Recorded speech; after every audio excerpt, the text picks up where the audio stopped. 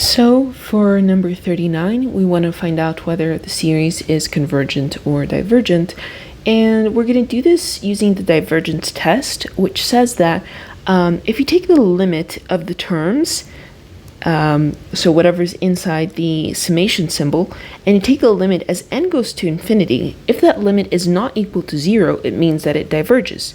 And the reason is that you're essentially, as n gets very large, you're constantly adding these terms because it's an infinite sum, but you're adding non-zero terms. So necessarily, your total sum is going to always keep changing if you're adding non-zero terms. So it can't converge. So with that being said, we then have to take the limit as n approaches infinity of arctan of n.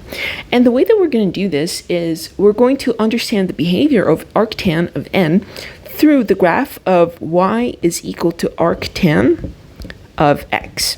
So if you were to use a graphing calculator and plot that in, what that is going to look like is we're going to have the value pi over 2 and minus pi over 2.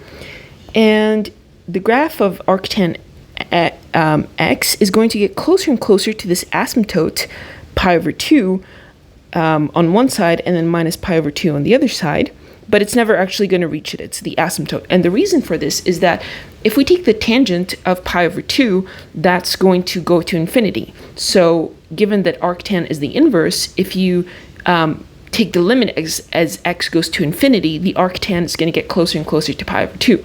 So even though this is the graph y is equal to arctan of x, the only thing that's different with arctan of n is that instead of being continuous, it's just going to have discrete values in the integers.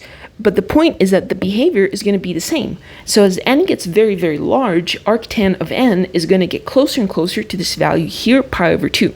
So we can see graphically that the limit here is going to be pi over 2. So that means that as n gets very large, you're constantly adding these terms that get closer to pi over 2. So it's not going to converge because it fails the divergence test. And that is it for 39.